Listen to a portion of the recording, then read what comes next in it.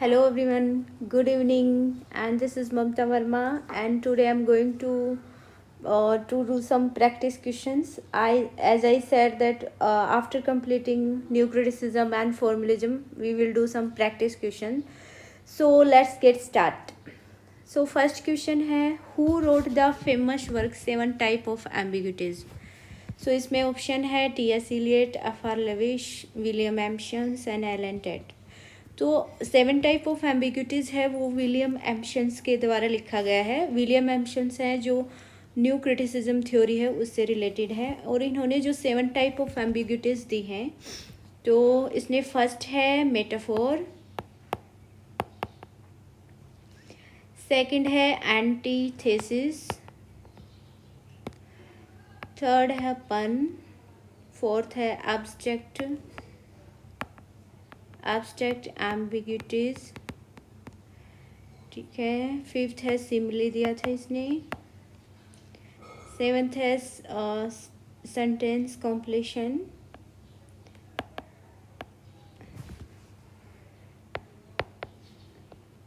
Sentence fulfilment and last था binary opposition. यहाँ लिखती हूँ भाई, जगह नहीं है. बाइनरी ओपोजिशन, ठीक है. तो डिटेल में हम क्लासेस में कर चुके हैं. बाकी मैं इसके सेवन टाइप ऑफ एम्बिग्यूटीज़ के यहाँ सिर्फ नाम मेंशन कर रही हूँ. फर्स्ट था मेटाफोर, सेकंड एंटीथेसिस, थर्ड था पन, फोर्थ था एब्स्ट्रैक्ट एम्बिग्यूटीज, फिफ्थ था सिमिली, सिक्स था सेंटेंस फुलफिलमेंट एंड लास्ट था सेवन बाइनरी ओपोजिशन. ठीक है, अगर आपको डिटेल में देखना है तो आप क्लासेस में देख सकते हो. ठीक है, तो सेकंड क्वेश्चन है, इन practical criticism IA. Richard talk about four kinds of meaning. So IA. Richard जो कि न्यू क्रिटिसिज्म थ्योरी से रिलेटेड थे, तो उन्होंने फोर काइंड ऑफ मीनिंग दिया था. ठीक है, तो उनका जो वर्क था प्रैक्टिकल क्रिटिसिज्म, जिसका सबटाइटल था स्टडी इन लिटरेरी जजमेंट, जो 1929 में पब्लिश हुआ था, तो उसमें इन्होंने ये फोर काइंड्स ऑफ मीनिंग है उसके बारे में बताया था कि जब हम किसी भी टेक्स्ट का जो फाइनल मीनिंग है उसको जानने के लिए सबसे पहले हमें इन फोर मीनिंग्स को जानना ज़रूरी है, उसके बाद ही हम फाइनल मीनिंग्स तक पहुंच सकते हैं. तो इसमें पहला था सेंस, सेकंड था फीलिंग्स, थर्ड था टोन एंड इंटेंशन. ये उसके चार मीनिंग दिए थे उसने. ठीक है, तो सेंस होता है कि what has been said by the author in the text. Okay, what is being said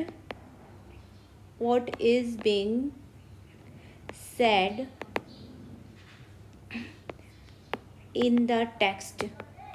Okay, text में कहा क्या गया है, ठीक है, उसके पीछे की जो सेंस है उसको हमें समझना है. ये हो गया सेंस. फीलिंग्स क्या है कि feelings is related to the emotions. Feelings means desire और इंटेंशन ऑफ द ऑथर. ठीक है, जो कुछ भी उसने बोला है उसके पीछे उसका इमोशंस या उसकी डिज़ायर क्या है, ये फीलिंग्स में आएगा.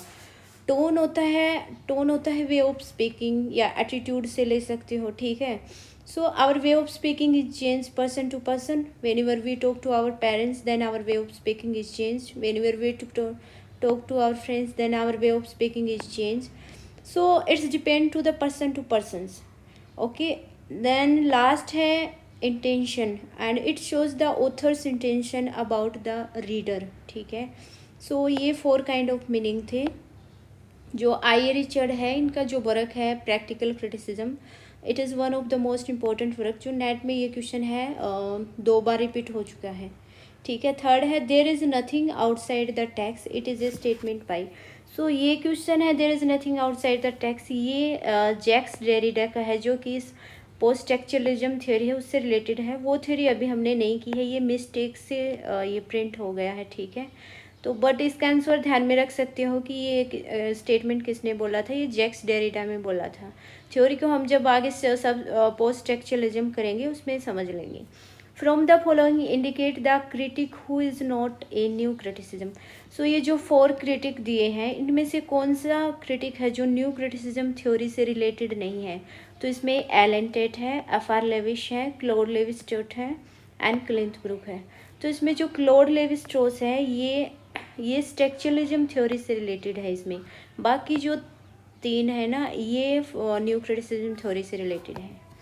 नेक्स्ट है find out the work which is in collaboration of I A Richard and C K ओडगन। सो सी के ओडगन और आई ए रिचर्ड ने कोलेबोरेशन में कौन सा वर्क लिखा था, जिसमें फर्स्ट है practical criticism, 7 type of ambiguities, foundation of aesthetics and meaning of meaning. तो इसमें जो ये वर्क है मीनिंग ऑफ मीनिंग, ठीक है, इसको आई ए रिचर्ड और सी के ओडगन ने कोलेबोरेशन में लिखा था। नेक्स्ट क्वेश्चन है I A Richards famous experiment with poem and his Cambridge student in his famous work practical criticism, जिसका सब टाइटल है study literary judgement. So Richard was astonishing by, ठीक है, तो इसका फर्स्ट ऑप्शन है the success of his experiment, the poor inferior quality of his student and student did not give any answer. तो इसका answer है the poor inferior quality of his student, ठीक है। जो आई ए रिचर्ड का work है practical criticism, उसमें क्या होता है कि when I Richard was professor at the Cambridge university, then first he tried to check the critical thinking of the student, that how the student interpret or explain any text. Then he give the different kind of poem to their student and said that that explain it, okay.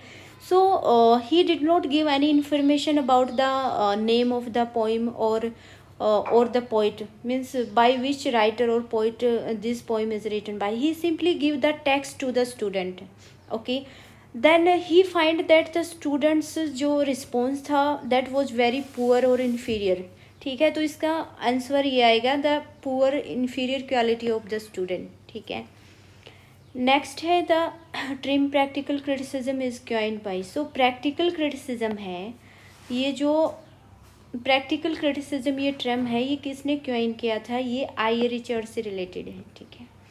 Which of the following is not the great traditional literary critic according to F R Leavis. So जो F R Leavis थे हमारी new criticism theory से related है, ठीक है। तो उसने एक वर्क दिया था जिसके वर्क का नाम है the great traditional poets which was published in 1948, okay. It is one of his most important work in which he tells about and he gives the name of some great poets. According to Afar Levish, he gives the name of Jane Austen,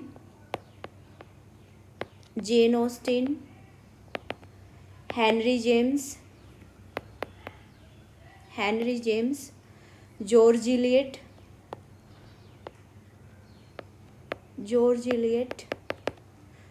और Joseph Conrad, ठीक है। तो अफार Levi's के according ये जो fourth writer हैं ये great traditional writer है, ठीक है। और इस ग्रुप से जो ग्रेट ट्रेडिशनल राइटर का ग्रुप है, इससे इसने जो तीन राइटर या पोइट कुछ भी कह सकते हो उसको एक्सक्लूड किया है, उनका नाम मेंशन किया है इसने, मैथ्यू आर्नोल्ड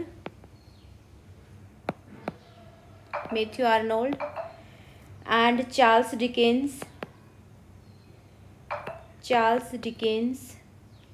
और एक है लॉरेन स्टीन,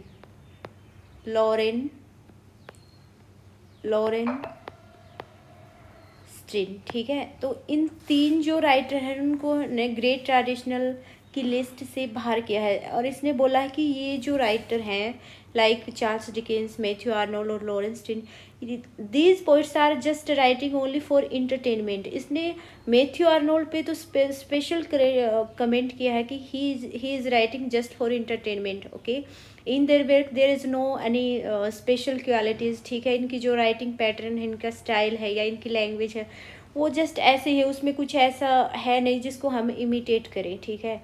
तो इसने बोला है कि अगर हम अपने वर्क को कंपेयर करें, उसकी ग्रेटनेस को जाने कि हमारे वर्क है उसमें कितना ग्रेट है on the basis of the language, style, okay, कैसा क्या लिखा गया है। तो अगर हमें किसी भी वर्क की ग्रेटनेस को चेक करना है तो हमें अपने वर्क को ये जो राइटर नाम मेंशन किया है इसने, उनके वर्क से कंपेयर करना होगा, ठीक है। और ये जो ग्रेट ट्रेडिशनल राइटर हैं ये हैं Jane Austen, Henry James, George Eliot, Joseph Conrad, ठीक है।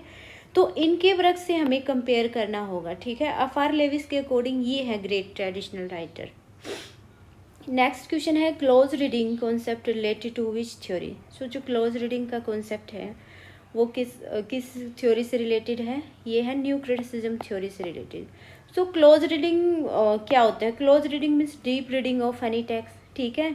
whenever we totally avoid the name of the author, name of the work and what is the intention of the author, ठीक है, his cultural or historical period in which the text is written, because how we can know the intention of the poet, that what is his intention about any particular text, what is meaning. We don't have such a device that we can trace the mind of the writer, that what he was thinking when he was writing any particular kind of text. तो हमें ये जो author का जो personal life है इसको avoid करके text को एक्सप्लेन करना है, वो भी अपने पॉइंट ऑफ व्यू, मतलब अपने according on the basis of our knowledge और एक्सपीरियंस, ठीक है। सो ये जो क्लोज रीडिंग का कॉन्सेप्ट है ये फॉर्मलिज्म थ्योरी से रिलेटेड है। नेक्स्ट है heresy. The heresy of paraphrase concept is associated with. जो हेयरसे ऑफ पैराफ्रेज का कॉन्सेप्ट था ये क्लिंथ ब्रूक ने दिया है। उनका वर्क है एक वेल रॉट अर्न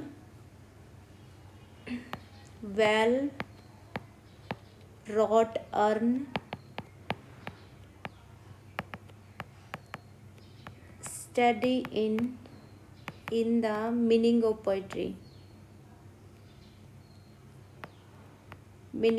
पोइट्री, जिसका सबटाइटल था, ठीक है। तो इसने what is the heresy of paraphrase. So paraphrase का मीन्स होता है एक्सप्लेनेशन और टू इंटरप्रेट एनीथिंग, ठीक है।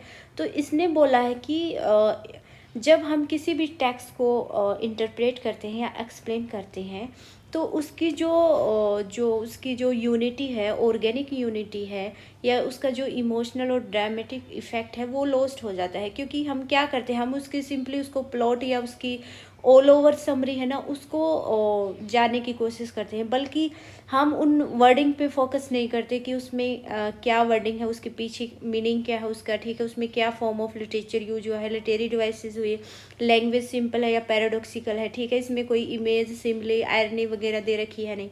हम क्या करते हैं, हम वर्डों पे फोकस करने के बजाय उस पर सिर्फ ऑल ओवर प्लॉट पे ध्यान देते हैं, कि ऑल ओवर स्टोरी को जानने की कोशिश करते हैं, जिससे क्या होता है कि इसका जो टेक्स्ट है उसकी ऑर्गेनिक जो यूनिटी होती है वो नेस्ट हो जाती है इससे। तो क्लिंथ ब्रूक ने हेयरसे ऑफ पैराफ्रेज में यही बताया, ठीक है। Who among the following is not the formalist critic.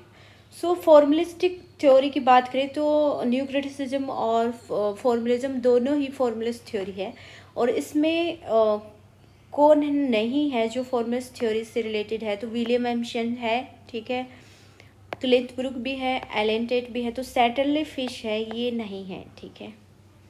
Which of the following thinkers concept of pair is correctly match, ठीक है। टू यूजेज ऑफ लैंग्वेज, ये जो वर्क है वो किसके द्वारा लिखा गया है? ये लिखा गया है, पहले इसमें पढ़ते हैं कि two uses of language match with William Wimsatt and Beardsley. नहीं भाई, ये टू यूजेज ऑफ लैंग्वेज इसने नहीं लिखा, ठीक है। Paradox bye F. R.. लेविश, ये भी नहीं लिखा गया। एंड इंटेंशनल फैलेसी विक्टर स्क्लोवस्की, नहीं, विक्टर स्क्लोवस्की ने इंटेंशनल फैलेसी नहीं लिखा। डीफेमरलाइजेशन थ्योरी, हाँ, डीफेमरलाइजेशन थ्योरी विक्टर स्क्लोवस्की ने लिखा था, ठीक है। बाकी टू यूजेज ऑफ लैंग्वेज किसने लिखा था? आई.ए. रिचर्ड ने। He talk about the two uses of language. First है scientific language, scientific use of language, ठीक है, और सेकंड है emotive use of language, emotive use of language, ठीक है। पैराडॉक्स जो कॉन्सेप्ट दिया था वो दिया था क्लिंथ ब्रूक ने, क्लिंथ Brooke.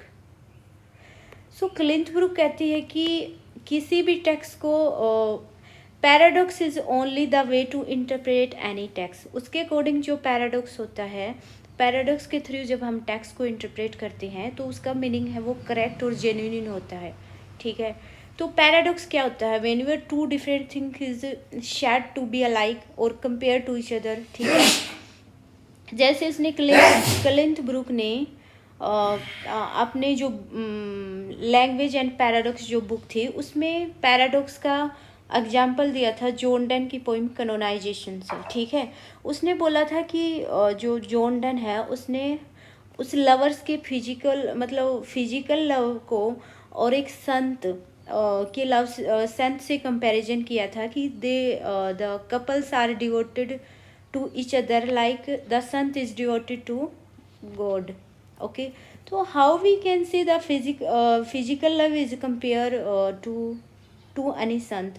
We can compare the spiritual love to sant, but physical love we can't compare to the sant.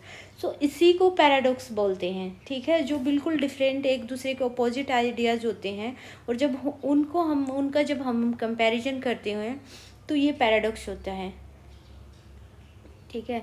Next question है सॉरी जो इंटेंशनल फैलेसी है, इंटेंशनल फैलेसी और अफेक्टिव फैलेसी है, ये कौन सा किसने ने दिया था? विलियम कुर्ट्स, विमसाल्ट और बियर्सले ने दिया था, ठीक है। उसके बाद नेक्स्ट क्वेश्चन है who said the language of poetry is the language paradox, ठीक है। तो ये भी क्लिंथ ब्रूक ने बोला था, द लैंग्वेज एंड पैराडॉक्स जो उसका ऐसे था उसमें बोला था कि जो पोएट्री की लैंग्वेज होती है वही एक पैराडॉक्स की लैंग्वेज होती है, ठीक है। उसके बाद नेक्स्ट क्वेश्चन है match the following, okay. Theory of pros, तो इसमें भाई जो उसके वर्क के नाम है उनके राइटर से मैच करने हैं। थ्योरी ऑफ प्रोज ये वर्क है वो किसके द्वारा लिखा गया है? ये लिखा गया है विक्टर स्क्लोवस्की के द्वारा, ठीक है। उसके बाद 6 एलिमेंट ऑफ लैंग्वेज, ये किसके द्वारा लिखा गया है? ये रोमन जैकब्सन ने लिखा था, जिसमें 6 एलिमेंट ऑफ लैंग्वेज उसने बताया था, ठीक है। मैं बताती हूँ एक बार। Theory of formal method, theory of formal method किसने लिखा था? ये लिखा था यूरी टाइनिनोव ने, फॉर्मलिज्म क्रिटिक है ये, यूरी टाइनिनोव इसने लिखा था। उसके बाद है poetry A note on ontology, ये लिखा था जॉन क्रोरनसम, जो न्यू क्रिटिक थ्योरिस्ट थे उसने, ठीक है। जॉन क्रोरनसम ने ही जो न्यू क्रिटिसिज्म ड्रीम है उसको दिया था, ठीक है। अब बात करते हैं 6 एलिमेंट ऑफ लैंग्वेज। तो 6 एलिमेंट ऑफ लैंग्वेज उसने बोला था कि अगर हमें कम्युनिकेशन को सक्सेसफुल बनाना है तो उसमें ये 6 एलिमेंट होने चाहिए। फर्स्ट एलिमेंट था एड्रेसर, सेकंड था एड्रेसी,